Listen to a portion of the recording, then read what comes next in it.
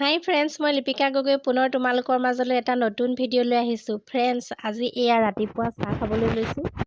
চাহ খাই মেলি এতিয়া ঢেৰ কাম আছে। পথাৰৰ পৰা ডাঙৰি আনিবলৈ আছে, ডাঙৰি অনা মানুহক ভাত পানী খুৱাবলৈ, আৰু লগতে ওচৰতে সকাম এখন আছে, তালৈও যাবলৈ আছে। এতিয়া 10টামান বাজিছে আৰু এয়া আমাৰ পথাৰৰ পৰা ডাঙৰি আনি থকা হৈছে। যিহেতু আমাৰ পথাৰ ঘৰৰ ওচৰতো আছে আৰু দূৰতো আছে, দূৰৰবিলাক আনিবলৈ এনেদৰে গাড়ীত আনিবলগীয়া হয়।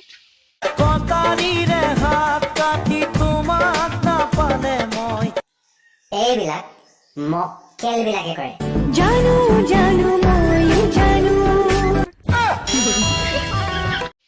ওচৰত থকা পথাৰৰ পৰা দুটা মানুহে আনি আছে আৰু সিহঁতৰ কাৰণে মই ভাত বনাওঁগৈ। ডাঙৰি পেলাই থকা মানুহজন আমাৰ গাঁৱৰে মানুহ, বৰ ধেমেলীয়া মানুহ। তেওঁৰ লগত প্ৰায়ে ধেমালি কৰি থাকোঁ, ভাল লাগে ধেমালি কৰি।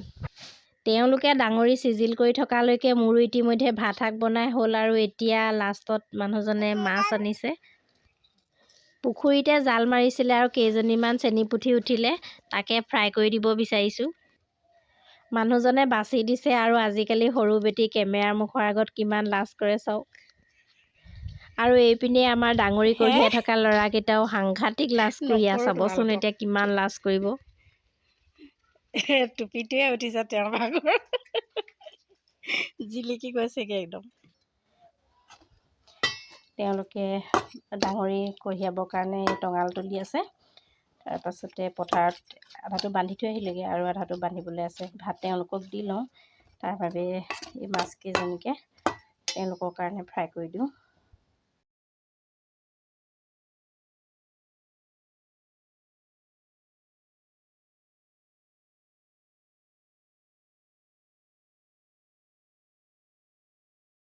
মই গাখীৰ গৰম কৰিছোঁ আৰু এয়া ভীমকল গুচাই লৈছোঁ। পাকটো অলপমান এনেকুৱা হৈ গ'ল, বেয়া, কাটিব লাগিব। বেয়া হৈ যোৱা নাই মানে, বেছি পকি গ'ল। এইকেইটা ভীমকল, এইকেইটাও মই গুচাই লওঁ। গুচাই কি কৰিছোঁ আপোনালোকক দেখুৱাই আছোঁ। এইখিনি হ'ল কলৰ বাকলি, গুচাই ল'লোঁ কলখিনি। এইখিনি শুকুৱাই থ'ম বুলি ভাবিছোঁ, এইবোৰ খাৰ খাবলৈ কেতিয়াবা দৰকাৰ হয়। আৰু সেই কলৰ আগকেইটা অলপমান কাটি ল'ম। বেছিকৈ পকি এনেকুৱা হৈ গ'লে মই খাবলৈ বেয়া লাগে, সেইকাৰণে অলপমান চফা কৰি ল'ম। মোৰ গাখীৰ অলৰেডি হৈ গ'ল। এতিয়া কলখিনি মই কি কৰি ল'লোঁ চাওক, এয়া গুচাই ল'লোঁ আগবোৰ গোটেইকেইটাৰে, আৰু এতিয়া এইখিনি ধুনীয়াকৈ কটাৰীৰে চকলিয়াই গাখীৰৰ লগত মিলাই ল'ম। এইখিনি চাওক, মই পাতল পাতলকৈ কাটি এনেকৈ চকলিয়াই ল'লোঁ, আৰু এইবোৰ নষ্ট নকৰোঁ, এইবোৰ গৰুৱে খাব। ইয়াতো এনেকৈ ভালদৰে ৰুকি ৰুকি ধুনীয়াকৈ উলিয়াব পাৰি, কিন্তু ইমানখিনি কৰি থাকিবলৈ মোৰ এতিয়া সময় নাই। আমি এইকণকে কৰোঁ আৰু ল'ৰা ছোৱালীক খুৱাওঁ। ল'ৰা ছোৱালীক খুৱাবৰ কাৰণে আমি অলপমান কষ্ট কৰিবই লাগিব আৰু, নহয় জানো? সিহঁতি যেতিয়া ডাঙৰ হৈ ইয়াৰ খালে কিমান শক্তি পোৱা যায় সেইটো আয়ত্ব কৰিব পাৰিব, তেতিয়ালৈকে তাহাঁতি এনেদৰে নোখোৱাকৈ পাৰ কৰি দিব নহয়। গতিকে সিহঁতৰ কাৰণে অলপমান কষ্ট কৰিছোঁ আৰু। বিস্কুট ভৰাই খাইছিলা? তাৰপৰা তুমি তেনেকৈ খাই দিলা? মই ভয় খাই গৈছোঁ নহয় তুমি চব খাই দিয়া কাৰণে। আজি 15 দিনমান হৈছে গৰুজনীয়ে পোৱালি এটা দিলে। ইছৰাম, সৰু বেটি মানে ইমান ফূৰ্তি, খেলি পৰি ধৰি খেলি থাকে তাৰ লগত।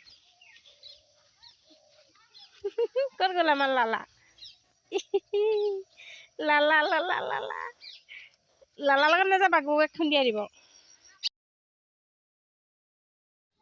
ফ্ৰেণ্ডছ, আমাৰ গাঁৱৰে এই ব্যক্তিজনৰ এটা বৰ শোকাবহ পথ দুৰ্ঘটনাত মৃত্যু হ'ল। আজি তেওঁৰ ঘৰতে শ্ৰাদ্ধ আছে, তালৈ এয়া আহিছোঁ। তাৰে কেইটামান মুহূৰ্ত তোমালোকৰ লগত শ্বেয়াৰ কৰোঁ বুলি ভাবিছোঁ।